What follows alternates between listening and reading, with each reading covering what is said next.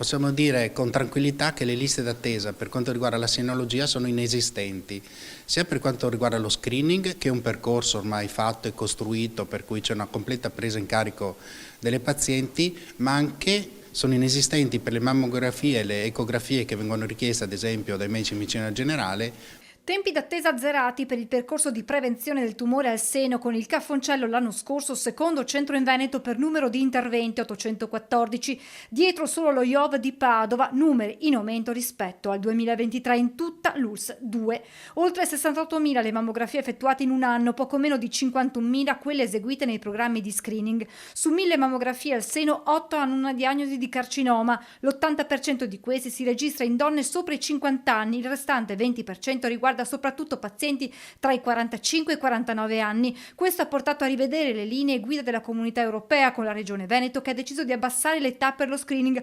probabilmente a 49 anni. Linee guida che invece non prevedono la mammografia per le donne sotto i 40 anni. In 7 anni dei 4.900 casi di neoplasia rilevata dall'USL 2 solo 4 riguardavano pazienti in questa fascia d'età. Nel caso di familiarità o fattori di rischio però scatta il percorso di prevenzione anche per le donne più giovani. Anche in questo caso, quando si identifica una donna con una mutazione, c'è una pronta presa in carico proprio da un gruppo disciplinare. Sanità pubblica che mantiene un ruolo di primo piano sia per lo screening che per il trattamento del tumore alla mammella, grazie alle breast unit che prendono in carico le pazienti a 360 gradi. Anche le donne che non sono nella rete oncologica, che non vengono quindi trattate dalla breast unit della rete veneta, quando vanno dal privato puro, chiaramente questo si ferma perché dopo, quando si tratta di fare le terapie molto costose o la radioterapia o le chemioterapie eccetera, è chiaro che a questo punto il paziente viene dirottato al pubblico perché il privato non riesce a prenderselo in carico. Intanto, dopo quanto dichiarato dalla Presidente di Amiche per la Pelle a proposito delle liste d'attesa in tema di prevenzione,